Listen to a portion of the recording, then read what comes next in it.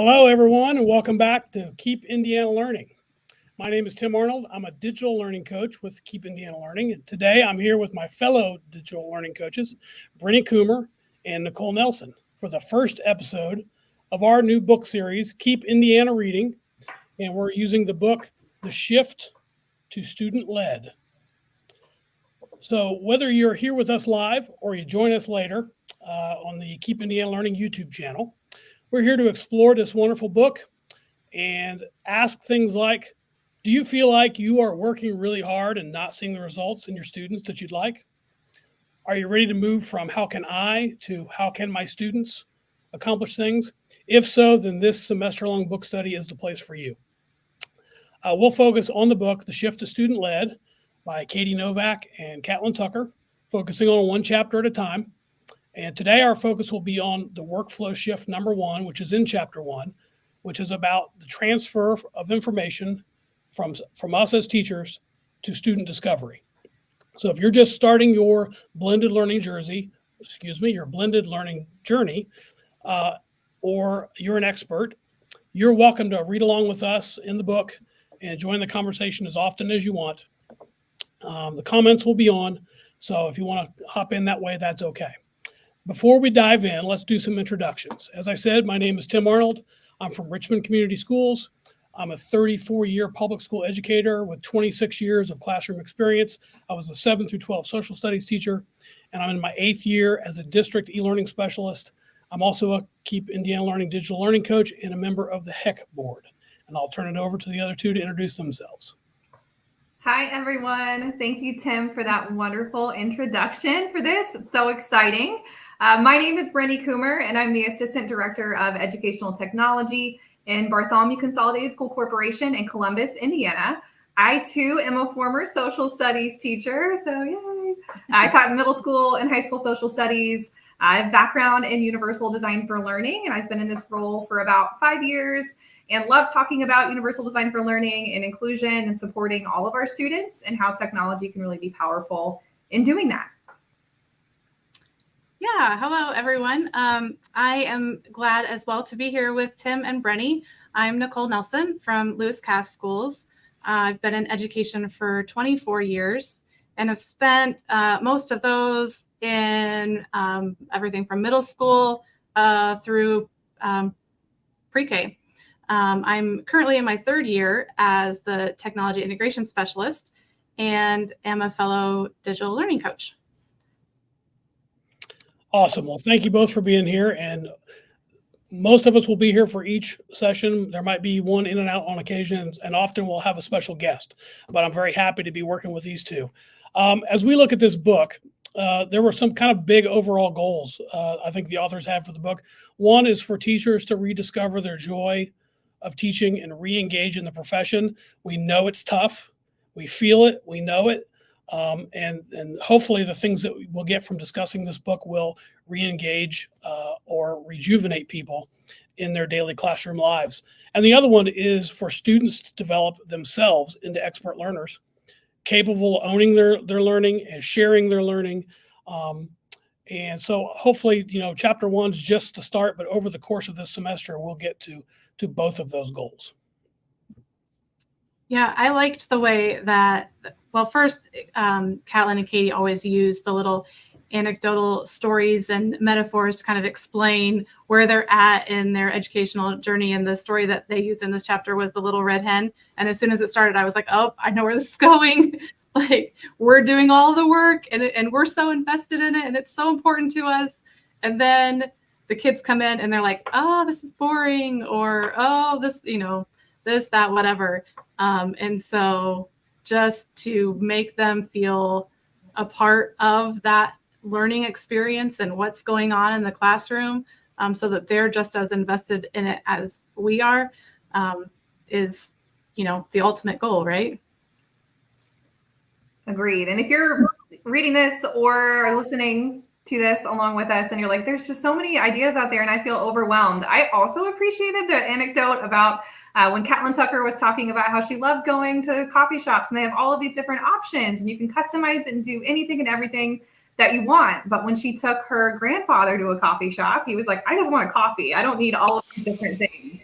I always get excited by stuff, and I always have to think to myself, like, there's so many things going on right now that sometimes it's okay if we scale back and we want that simple piece. And new can be exciting, but when you're looking at these ideas and strategies in this book, I love that they frame it as so many practical things, and it doesn't have to be overwhelming. You don't have to be doing all of the things to be able, to implement universal design for learning for success. It doesn't have to be 10 or 15 different options for every single assignment and you spinning your wheels. And I love that they started the book out by kind of giving those examples so that they're very in tune with how all of us are feeling in education. Yeah, that core image or that core idea that they throw out there, that teachers are working so hard, probably too hard, and students aren't working hard enough or at all. And how we address that core concern. I mean, it's clear to me and to all of you that are watching out there that the amount of energy that it takes to prepare and deliver teacher-centered lessons that feed knowledge to kids is unsustainable. It's exhausting. You're doing all the work. So there have to be some ways that you can do the front end work or the planning work, but your students need to work equally hard in the discovery mode of the learning that they'd like to do. And research shows us, it's telling us already that if we do all the work and they, as in the students, receive the instruction, we're training them to be uninvolved. And I know I had that feeling as a classroom teacher that am I, compliant in making these students not know what to do because I don't give them enough chances to figure it out on their own. So that over-reliance on teachers, the idea that that's something that we need to, and they said, must be destroyed. They said, is that too big, too harsh a word to say or too tough a way to say it? But I think the way I like to say it is we still need firm goals. We just need flexible means. And those flexible means have to be both for us as teachers and the students that are in front of us every day. Yeah, a little bit more planning on the front end from the teacher frees us up to give our energy to the things that we want to be doing as teachers, which is working with students and in the classroom, giving feedback and hearing their thoughts and, working alongside of them. So a little bit of like front loading pays off in the classroom when we're working with students.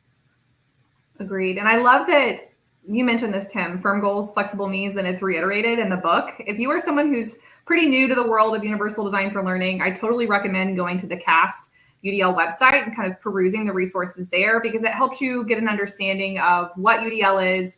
They do a good job of introducing that in the book, but ultimately it's championing that mindset of firm goals, flexible means, that there's lots of ways that students can reach the same learning goal. And it's okay that it looks different for every single student.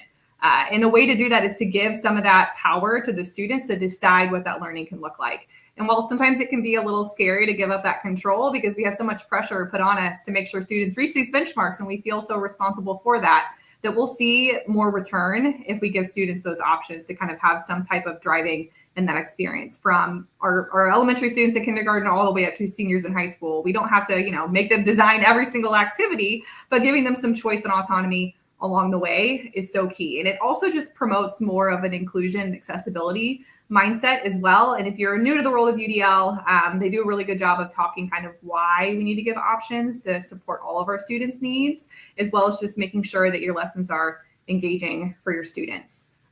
One of the things that I loved in this chapter was that they talked about choice boards, and choice boards aren't necessarily something brand new in education. Like I feel like a lot of people have probably used them at some point or another. So if you're reading this book and you're like, oh, is this going to be all new things that I have to implement? Probably not. You might be doing some of these things already, and it's just a matter of tweaking them or reframing them so that there's a little bit more flexibility there for students. So I do have some examples of choice boards. I love to see examples just because that's kind of how my mind works so that I can kickstart my gears and get thinking about that. So I have a few, and these are actually from teachers in my district. We are UDL district, so we try to give options to students. And really, I love in the chapter they talk about giving students some degree of choice in the lesson at one point in time or even multiple points. So I have some social studies examples on the screen right now because that's where my heart and my mind always go. But I do have some math ones on here too and some science ones. So these are ones that our teachers made and shared for all the other teachers in the district to access. It's pretty simple. There's anything from just 2 options for the different points in the lesson. And in the book, Catlin and Katie talk about how you can give students options for their bell ringer and then maybe the direct instruction. And it doesn't have to be something crazy, wild, or super time consuming. If you have a YouTube video, then maybe that's an option for the direct instruction. And then you're doing station or you're doing a little lecture with students off to the side. It doesn't have to be something totally wild and crazy and brand new. It could just be giving something new or trying something different that maybe you haven't before. So thought I would share some of those examples to give you examples of what that can look like in your learning environment. And we can share out those in other spaces as well. But when you're thinking about options and choice and the choice boards that they talk about and show in this book, don't overwhelm yourself with the options. Just think about maybe one option you can provide in a lesson upcoming. An option could be something as simple as when I give students a printed text, maybe I give them a digital option too. That just gives them more flexibility there so then the students can read with their ears. It doesn't have to be totally reworking things, and that they have a little bit more choice. And as Tim said, they get more ownership and it works out better for everyone.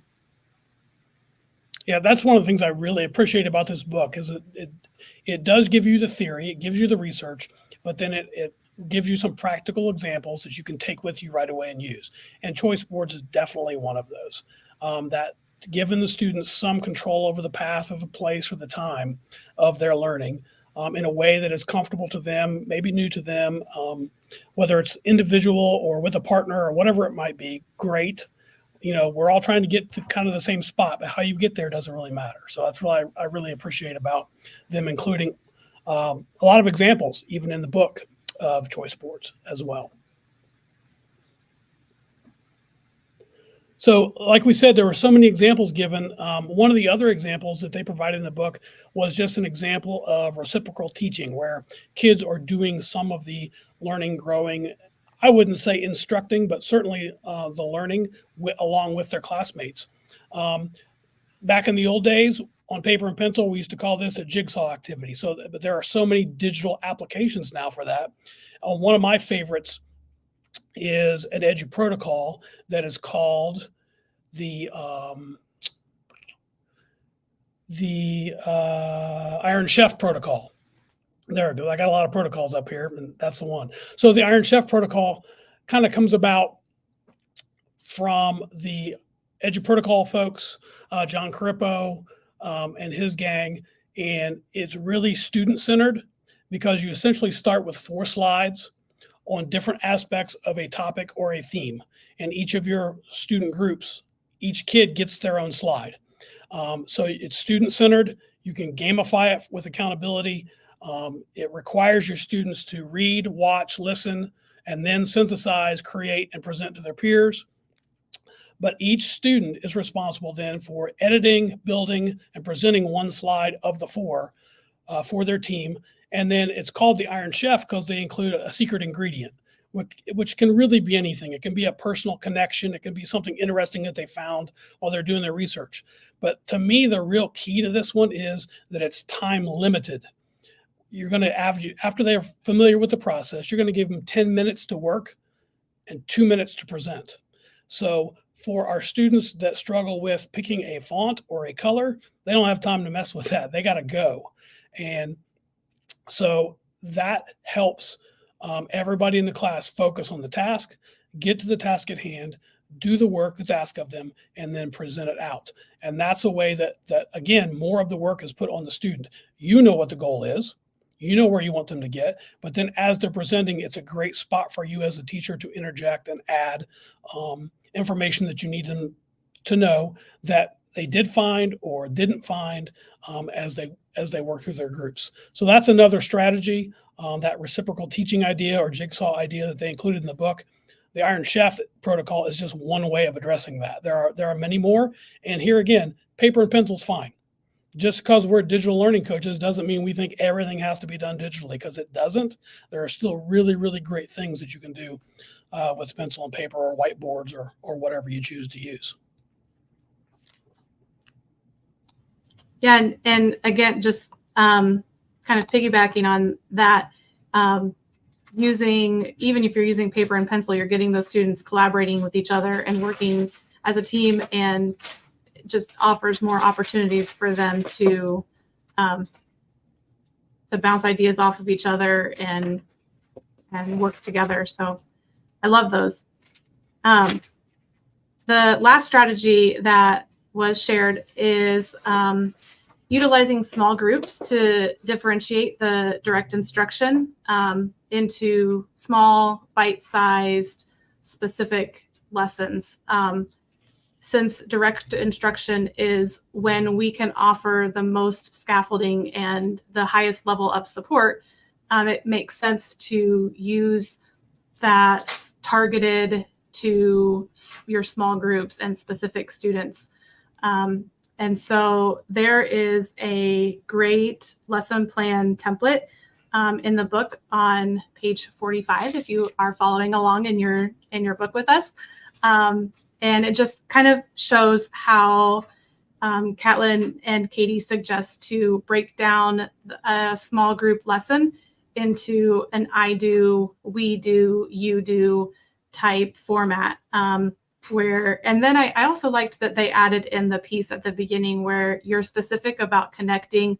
This is why we're here. This is why I've pulled you to this group. We're all struggling with the same thing. Let me give you some specific examples of what you can do in order to, grow as a learner or address that issue. So, and then, so, like I said, the template gives you some specific areas to think about as you're filling in that, what do I do during the I do phase and what do I do during the we do phase? So I really liked the template that they offered in that section also.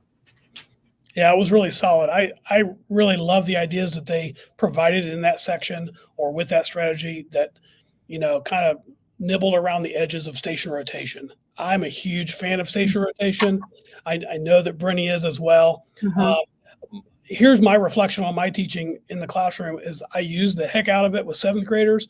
Why I didn't use it more with juniors and seniors, I will never know. If I get a chance, I'm going to. It just wasn't something, and I needed to. Well, what I found was in doing large scale simulations or things like that, I was doing exactly the same things. What I really, really like now and what I'm working with teachers on daily is all the opportunities in that small group instruction time to do your differentiating, like you said, your scaffolding, mm-hmm. building those things in that you need, but also building them into the other parts of the station rotation when they're not with me. Whether mm-hmm. that's the ability to decode some text or some sentence starters or whatever it might be. And I know Brenny is really, really good at this because I've used a lot of her stuff.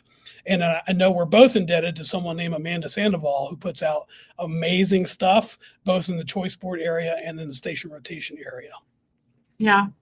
I love what she offers for the students that are not meeting with you, the digital station or the offline station. Yeah. She offers some great gamification kinds of activities. Yeah. She's goals, #goals. Yeah. Exactly. Okay. Well, I think I want to focus on 2 or 3 reflection questions that kind of came up in this section and for you to think about as you look at this chapter, or if you're going to join us next time. One of them is think about how you might be able to use a choice board to encourage student autonomy or agency. Another one would be how could you take something you're already doing? Maybe you're transitioning something you already have planned from less teacher directed and a little more student led. And that the whole reciprocal teaching or jigsaw idea kind of lends itself to that. And then when you do provide instruction, how critically are you selecting the students that come to you in a small group? So that station rotation model can not only provide you that time, it can really help you support students directly with the differentiation that they need. So those are kind of 3 reflections that they gave in the book that I think are really, really worth thinking about. And with that, just know that we will be back in a couple of weeks. And this session and all of our sessions will be in a playlist on the Keep Indiana Learning YouTube channel eventually. So check them out there. And you can reach any of us there also. And with that, Brenny and Nicole, I say thank you to you for being here today and discussing this first chapter with us. Thank you for organizing, Tim. Yeah, thanks for having us. All right. Thank you, everybody. We'll see you in a couple of weeks, hopefully.